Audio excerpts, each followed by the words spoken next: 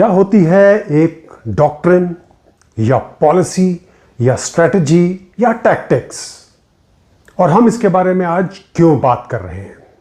नमस्कार, सत श्री अकाल, मैं हूं commander Sandeep Dhawan. Welcome to insightful knowledge. तो ये महत्वपूर्ण डिस्टिंक्शन जो है इन चारों चीज़ों के बीच में आज इसलिए इंपॉर्टेंट हो गई है क्योंकि पिछले दिनों भारत में एक बहुत ही महत्वपूर्ण कदम उठाए जाने की बात आई है आगे, और वो है भारत की नेशनल सिक्योरिटी स्ट्रेटजी।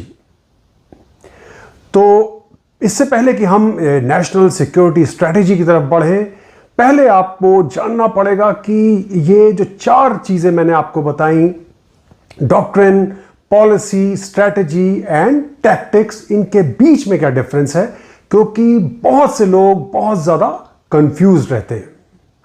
तो सबसे पहले आती है डॉक्ट्रिन। डॉक्ट्रिन जो होती है ये एक कह लीजिए कंट्री का एक प्रिंसिपल होता है, एक गाइडिंग फोर्स होती है। जितने भी रूल्स रेगुलेशंस आपने फॉलो करने हैं, आपका कॉन्स्टिट्यूशन कहता है, उसके हिसाब से एक देश की डॉक्ट्रिन बनती है। और इसकी शुरुआत 325 एडी में हुई थी, जब रोमन एम्परर कॉन्स्टेंटाइन ने वहां की चर्च को कहा था कि आप पूरी जितनी भी क्रिश्चियनिटी की टीचिंग है, इसको एक कंबाइन करके एक डॉक्ट्रिन दीजिए हमें। नौ डॉक्ट्रिन के बाद आती है पॉलिसी। पॉलिसी का मतलब हो गया कि आपका जो एम है वो कुछ समय के लिए वो क्या होगा। जैसे कि 80s में या 70s में आप लगा लीजिए, यूएसए का जो एम था वो था कंटेनिंग कम्युनिज्म, कंटेनिंग यूएसएसआर। ये बहुत बड़ा उनका एम रहा था। और भारत का या पॉलिसी कह लीजिए जो अभी चल रही है, उसको आप कह सकते हैं कि कंटेनिंग चाइना से ज्यादा इंपॉर्टेंट होगा कि not having a war, okay, avoiding war. जिस तरह से आप युद्ध को कितनी भी तरह से डिले कर सकते हैं, ये मुझे जैसे लगता है कि ये भारत की एक पॉलिसी होगी, और जो हम इसको देख रहे हैं उसके ऊपर हम बात भी करेंगे अभी। तो पॉलिसी अब एक बार बन गई, एक लॉन्ग टर्म या शॉर्ट टर्म पॉलिसी, अब उसको अचीव कैसे करना है, तब आती है आपकी स्ट्रेटजी। तो दैट मीन्स स्ट्रेटजी का मतलब हुआ कि आपने वो पॉलिसी जो है उसको अचीव कैसे करना है। तो स्पेसिफिक उसका जो रोड मैप है, उसके जो स्टेप्स हैं, वो आपको स्ट्रेटजी में मिलेंगे। और अंत में आती है टैक्टिक्स, जो कि अगेन स्ट्रेटजी के छोटे छोटे गोल्स को डिवाइड कर दीजिए, अलग अलग डिपार्टमेंट्स को डिवाइड कर दीजिए, और वो अपना अपना छोटा छोटा गोल्स जो है वो कैसे अचीव करेंगे कि इवेंचुअली स्ट्रेटजी जो है वो सक्सेसफुल हो जाए और आपका जो पॉलिसी का जो गोल था वो मिल जाए। और इन सब को थ्रू आउट जो आपके देश की डॉक्ट्रिन है वो गाइड करती रहती है। अब आते हैं हम अलग अलग देशों की तरफ और देखते हैं कि ये जो नेशनल सिक्योरिटी स्ट्रेटजी है ये कहां से शुरू हुई। तो इसकी शुरुआत यूएसए ने की थी 1987 में, और उसके बाद यूएसएसआर जो उस समय सोवियत यूनियन कह लीजिए ना, उन्होंने 1993 में अपनी पहली नेशनल सिक्योरिटी स्ट्रेटजी दी थी। चीन जो था थोड़ा पीछे रहा, उन्होंने 2015 में इसकी शुरुआत की। साथ साथ पाकिस्तान जो कि हमारा नेबरिंग कंट्री है, उन्होंने भी इसकी शुरुआत कर दी थी 2022 में। लेकिन अनफॉर्चुनेटली भारत जो है, जबकि अभी तक 3 बार इसकी कोशिश की जा चुकी है, लेकिन लैक ऑफ पॉलिटिकल विल कह लीजिए या क्या कह लीजिए, या स्टेटस को की जो बीमारी भारत में है वो है, उसके चक्कर में भारत में अभी तक नेशनल सिक्योरिटी स्ट्रेटजी का आगमन नहीं हुआ है, उत्थान नहीं हुआ है, और हम उसको अभी तक नहीं देखते हैं। लेकिन खुशी की बात है कि ये आ रही है, एक सच्चाई बन रही है। तो अगर यूएसए की बात लेंगे तो 2022 की जो उनकी नेशनल सिक्योरिटी स्ट्रेटजी आई थी, उसमें उन्होंने जो एम्स जो रखे थे वो मूलतः चाइना की तरफ थे कि चाइना को कैसे रोकना है, इस चैलेंज को कैसे टैकल करना है। सेकंड उनका जो पार्ट था उसमें रशिया को कैसे कंस्ट्रेन करना है, कैसे बांध के रखना है। तीसरे नंबर पे आते हैं ईरान और नॉर्थ कोरिया, तो उसको कैसे इन दोनों देशों को टैकल करना है, उनको रोक के रखना है और आगे नहीं बढ़ने देना है। चौथे नंबर पे आता है इजराइल की तरफ यूएसए का कमिटमेंट और वो उसको आगे कैसे बढ़ाएंगे। और पांचवा जो उनका मेन मुद्दा था वो था कि पूरे विश्व में आप पार्टनरशिप कैसे करेंगे, आप अलाइज कैसे बनाएंगे, जो कि आपको ये चारों जो ऊपर के जो एम्स हैं या पॉलिसीज हैं या उनके ऊपर स्ट्रैटेजी कैसे बनाई जाएगी और ये उसकी तरफ हेल्प करेंगे। चीन ने भी एक बहुत ही बड़ी एक अपनी लिस्ट बनाई है जिसको इन्होंने इंक्लूड किया है अपनी नेशनल सिक्योरिटी स्ट्रैटेजी 2022 में। और वो जो लिस्ट है उसमें आता है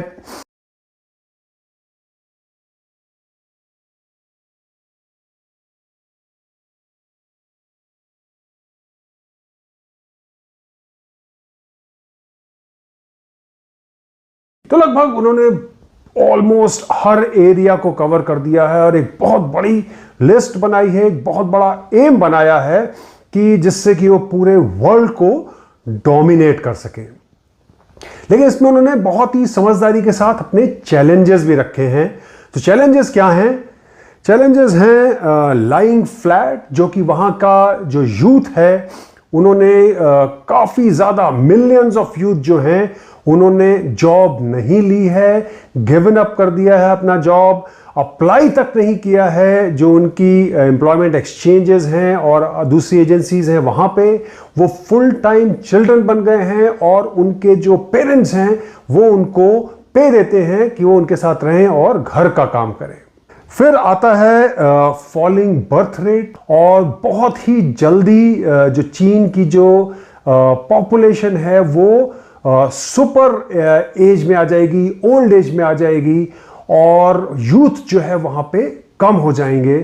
फिर सेपरेटिज्म को वो कंट्रोल करना चाहते हैं, तो शिनजियांग में वो उन्होंने बहुत ज़्यादा अट्रॉसिटीज़ की हैं, बहुत ज़्यादा री एजुकेशन कैंप्स लगाए हुए हैं। मिलियंस ऑफ जो उइगर्स हैं वहाँ के, उनको इस समय उन्होंने बंदी बनाया हुआ है, कैद किया हुआ है और उनको वो धीमे धीमे कन्वर्ट कर रहे हैं कि आप मेन स्ट्रीम में आए। यही हाल उन्होंने तिब्बत में भी किया हुआ है और जो तिब्बतन लोग जो हैं वो भी इस समय बहुत बुरी हालत में है। हांगकांग और ताइवान का हाल आपको पता ही है।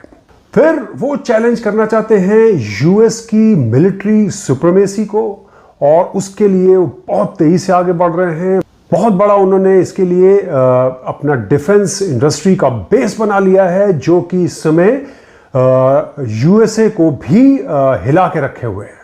फिर आ जाता है उनका चैलेंज जो वो बिल्कुल मानने को तैयार नहीं है कि आप जो western way of living, western way of ruling, वो कहते हैं कि ये उनका तरीका होगा, जो हमारा तरीका है वो है कम्युनिस्ट पार्टी जो है चीन की, उसका तरीका है और हम इस तरीके को, इस पॉलिटिकल वे को हर दुनिया के देश में आगे बढ़ाने की कोशिश करेंगे। अगर पाकिस्तान की बात की जाए, जो उन्होंने 2022 से 2026 का अपना नेशनल सिक्योरिटी पॉलिसी इशू की है, वो काफ़ी वेग है। रशिया की जो नेशनल सिक्योरिटी स्ट्रेटजी है वो भी थोड़ी सी वेग है, इन द सेंस कि ऑब्वियस है कि वो वेस्ट को चैलेंज करते हैं अपनी इस स्ट्रेटजी में, वो यूएसए को चैलेंज करते हैं, वो बेटर लाइफ देने की बात करते हैं रशियन सिटीजन्स को और साथ साथ ही रशियन वैल्यूज़ को आगे बढ़ाने की बात करते हैं। लेकिन उसमें ये बहुत ही महत्वपूर्ण चीज़ सामने आती है, उसमें भारत और चीन को इक्वल रखा गया है, चीन को आगे नहीं दिखाया गया है और दोनों देशों को उन्होंने अपने इनर सर्कल में दिखाया है अपनी इस स्ट्रैटेजी डॉक्यूमेंट में। तो अब हम आते हैं भारत की नेशनल सिक्योरिटी स्ट्रैटेजी की तरफ। तो भारत बहुत ही गिने चुने कुछ ऐसे मेजर देशों में है 5th लार्जेस्ट इकॉनमी है, 3rd लार्जेस्ट मिलिट्री बजट वाली कंट्री है, जिसके पास ये पॉलिसी नहीं है। कुछ लोग कहते हैं कि रीज़न इसका ये रहा है कि आपके पास सारे ऑप्शंस खुले रहते हैं, लेकिन ये एक बहुत सोची समझी अच्छी स्ट्रैटेजी नहीं है, क्योंकि अगर एकदम से आपके सामने कोई संकट आता है और अगर आपने उसके बारे में पहले नहीं सोचा है, अपनी पॉलिसी डिसाइड नहीं की है, स्ट्रैटेजी नहीं इवॉल्व की है और टैक्टिक्स नहीं बनाई है, तो आप उससे डील करने में सक्षम नहीं होंगे। तो 2018 में भारत में एक डिफेंस प्लानिंग कमेटी बनाई गई, जिसके हेड थे भारत के national security adviser Ajit Doval, और उसमें उस समय जो थे chairman chiefs of staff committee थे, जो बाद में CDS ने रिप्लेस किया उनको, और सर्विस चीफ्स थे, और दूसरे और finance secretary, foreign secretary, defence secretary वगैरह उसके पार्ट थे। लेकिन बात वहीं अटकी रही, आगे कहीं नहीं पहुंची। तो ये नेशनल सिक्योरिटी स्ट्रेटजी, उसको इस समय हम शॉर्ट में कहना शुरू करेंगे NSS, ये बनाई क्यों जाती है? तो इसका मेन चीज़ तो है कि जैसे मैंने आपको पहले बताया कि एक देश को अलग अलग एम्स मिल जाते हैं जो कि अचीव करने होते हैं। अब आपने एम्स बना लिए, तो नाउ आपको ढूंढने हैं रिसोर्सेज कहाँ से आएंगे और कौन कौन से रिसोर्सेज लगेंगे किस एम की तरफ जो कि अचीव किए जा सके।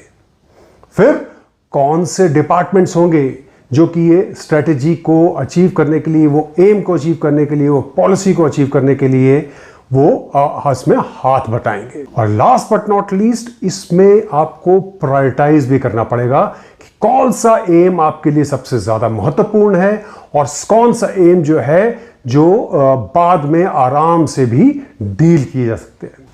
तो अगर आपको याद हो, मैंने 2.5 साल पहले एक आर्टिकल लिखा था, integrated theatre commands, India needs to think big.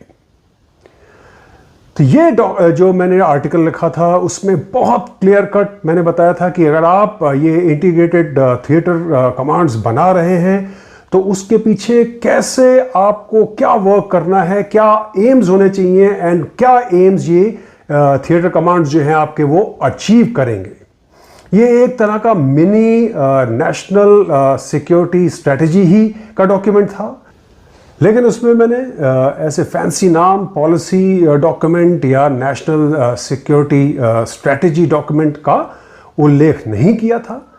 बहरहाल अभी अगर रिसेंटली देखें तो भूतपूर्व जो आर्मी चीफ हैं जनरल नरवणे, उन्होंने भी इसका उल्लेख किया है कि जब हम अपना थिएटर कमांड्स बना रहे हैं, उससे पहले नेशनल सिक्योरिटी स्ट्रेटजी डॉक्यूमेंट का आना बहुत ज़रूरी है, क्योंकि वही गाइड करेगा ये थिएटर कमांड्स को कि उनके एम्स क्या हैं, वो क्यों बनाए जा रहे हैं, और वो उस तरफ उसी डिज़ाइन पद्धति पे उनको इवॉल्व किया जाएगा। तो कुछ एम्स मेरे दिमाग में आ रहे हैं जो कि उस आर्टिकल में मैंने बहुत उनका डिटेल में उल्लेख नहीं किया था, तो ये मैं आपको यहाँ बताना चाहता हूँ। तो उसमें फर्स्ट आ जाता है कि नेशनल सिक्योरिटी। अब नेशनल सिक्योरिटी में भारत को सेव करना है वेपन्स ऑफ मास डिस्ट्रक्शन से, बायो थ्रेट्स, पेंडेमिक से, टेररिस्ट एक्टिविटीज से, एंड सिक्योर करना है अपने साइबर स्पेस को और क्रिटिकल इंफ्रास्ट्रक्चर को। फिर इंटरनल स्टेबिलिटी, जो बहुत बड़ा अगेन एक एम होना चाहिए, क्योंकि इंटरनल स्टेबिलिटी नहीं है और जिसकी तरफ अगर आप देखें, स्पेशली जो हमारे बॉर्डर के क्षेत्र हैं, उनमें कंटिन्यूअस डिस्टर्बेंस रहती है जो कि एक्सटर्नली हेल्प करके होती है। और इसके ऊपर भी मैंने बहुत बड़े बड़े 2 आर्टिकल लिखे थे, China's 2024 threat to India's democracy and China's invisible war with India and the world. ये बहुत ही रुचि लेके ये आर्टिकल्स पढ़े गए थे लाखों की संख्या में, और इनको काफ़ी सराहा गया था। बहरहाल वापस आते हैं हम अपने जो एम्स में इस समय आपको गिना रहा हूं। तो इंटरनल स्टेबिलिटी कैसे बढ़ाई जाएगी, इसमें हमें कोऑपरेशन करना है अलग अलग स्टेट्स के साथ। फिर सोसाइटी में जो डिवीजन है उसको रिड्यूस करना है, ना कि बढ़ाना है। इकॉनमी जो है इसमें बहुत ज़्यादा महत्वपूर्ण स्थान लेती है, तो मेरे ख्याल से इकॉनमी जो है उसको भी हमारी नेशनल सिक्योरिटी स्ट्रेटजी में आना चाहिए। और उसमें आपको इंडस्ट्रियल एंड एग्रीकल्चरल जो हमारे पुराने रूल्स एंड रेगुलेशंस हैं उनको चेंज करके नए डायनामिक रूल्स लाने हैं। और जैसे आपको पता है कि इस पे बहुत चैलेंजेस गवर्नमेंट ऑफ इंडिया को फेस करने पड़े। फिर विदेश में हमारे जो अच्छे संबंध हैं उनका हमें फ़ायदा उठाना है और उनसे अपने बिजनेस को बढ़ाना है। लेकिन ये सब फ़ायदा तभी होएगा अगर हम अपनी रिसर्च एंड डेवलपमेंट की जो स्पेंडिंग है उसको इंक्रीज करेंगे। और अनफॉर्चुनेटली भारत में केवल 0.65% जो जीडीपी का है वो R&D पे यूज़ हो रहा है। हालांकि भारत का नंबर 7वां है लिस्ट में वर्ल्ड में R&D स्पेंडिंग में, लेकिन जस्ट बिकॉज भारत की जीडीपी इतनी बड़ी है, भारत का इंडस्ट्रियल बेस इतना बड़ा है, ये बहुत ही मिनिस्क्यूल अमाउंट है। उसके कंपैरिजन में अगर आप देखें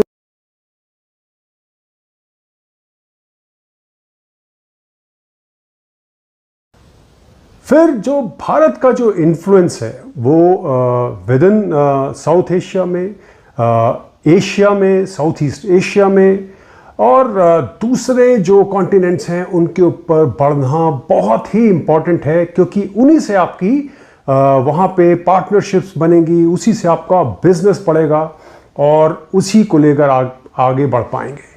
अगेन फिर से एक बार मुद्दा आ जाता है कि जैसे मैंने आपको पहले बताया था कि जो थिएटर कमांड्स हैं ये सब भारत को इसमें हेल्प करेंगे, ये इन्फ्लुएंस को बढ़ाने में, बिजनेस को बढ़ाने में, बिजनेस को प्रोटेक्ट करने में।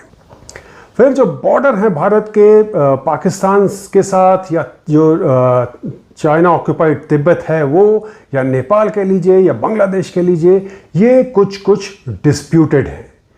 तो या तो डिप्लोमेसी से भारत को इसको मेंटेन करके रखना है स्टेटस को, या जो भी पॉलिसी भारत की सरकार बनाती है उसको कैसे अचीव करना है, क्योंकि सब जो ये एम्स हैं ये इंटीग्रेटेड हैं ईच अदर में। कि अगर आप युद्ध की तरफ चले गए तो आपकी इकॉनमी जो हो सकती है वो तबाह हो जाए, दूसरा देश तो तबाह होएगा ही, आपको बहुत साल लग जाएंगे, हो सकता है बहुत साल पीछे चले जाएं। तो बहुत सोच समझ के ये कदम उठाने हैं कि आप कैसे डिप्लोमेसी से और मिलिट्री पोस्चरिंग से ये या तो स्टेटस को बना के रखें, या अगर आपको अचीव करना, या आपको पाकिस्तान ऑक्यूपाइड कश्मीर को या अक्साई चिन को वापस लेना है, तो कैसे लेंगे peacefully without even fighting a war. और इसके ऊपर भी मैंने एक वीडियो बनाया था जिसका लिंक आप इस समय देख रहे हैं। तो ये मिलिटरली कैसे होगा, जैसे मैंने आपको भी कह दिया है ऐसे, लेकिन मिलिटरली में इसमें हमारी डिफेंस फोर्सेस, हमारी पैरा मिलिट्री फोर्सेस, हमारा जो डिफेंस इंडस्ट्रियल बेस है, अनफॉर्चुनेटली ये बिल्कुल स्टैग्नेंट रहा फॉर 75-76 ईयर्स, और रिसेंटली इसको काफ़ी महत्व मिलने लगा है, क्योंकि भारत की सरकार ने, भारत की डिफेंस फोर्सेस ने ये समझा कि विदाउट जो इंडिजिनस जो है आत्मनिर्भर भारत जो है प्रोग्राम, उसके बिना भारत एक रिस्पेक्टेबल पावर नहीं बन सकता है। और जब तक आप एक रिस्पेक्टेबल पावर नहीं है, आपका इन्फ्लुएंस नहीं बढ़ेगा, आपका बिजनेस नहीं बढ़ेगा। तो उसके बाद आ जाता है इसमें nuclear forces, space and cyber space की जो आपकी कैपेबिलिटीज हैं, इंटेलिजेंस, डिप्लोमेसी जिसमें भारत बहुत बढ़िया कर रहा है, और इसके लिए उसको जो हमारे डिप्लोमेट्स हैं उनको दाद देनी पड़ेगी। तो अंत में मैं यही कहना चाहूँगा कि ये बहुत इम्पॉर्टेंट कदम है। तो हम बहुत समय से बात कर रहे हैं कि हमारे थिएटर कमांड्स जो हैं वो डिले क्यों होते जा रहे हैं, हम पीछे छूटते जा रहे हैं कंपेयर टू जो हमारे दुश्मन हैं, एडवर्सरीज हैं। लेकिन ये दोनों ही डॉक्यूमेंट इंटीग्रेटेड हैं, दोनों ही कदम जो हैं महत्वपूर्ण हैं, तो इनको लेना है, भारत को शीघ्रता से लेना है, so that right from the beginning जो हमारे थिएटर कमांड्स हैं उनमें ये जो वैल्यूज़ हैं, ये जो स्ट्रेटेजिक जो हमारे एम्स हैं वो इंटीग्रेट हो जाएं। याद रहे कि जो पॉलिसी है ये चेंज होती रहती है टाइम टू टाइम। अगर यूएसए की बात लें तो उनकी पॉलिसी टुवर्ड्स यूएसएसआर अलग थी और रशिया अलग है। एक नई पॉलिसी का उसमें आया चीन का। तो इसी तरह से भारत की जो पॉलिसी है उसको भी काफ़ी शिफ्ट करना है। जो पहले पाकिस्तान सेंट्रिक होती थी, अब चीन सेंट्रिक बहुत ही इंपॉर्टेंट कदम है उसमें होनी चाहिए। तो ये आज के वीडियो में इतना ही। आप अपने कमेंट्स दीजिए, बताइए कि कैसा लगा ये, और हम इस तरह के महत्वपूर्ण जो मुद्दे हैं इनके ऊपर बात करते रहेंगे। So thank you so much for watching. नमस्कार, सत श्री अकाल। मैं हूं कमांडर संदीप धवन।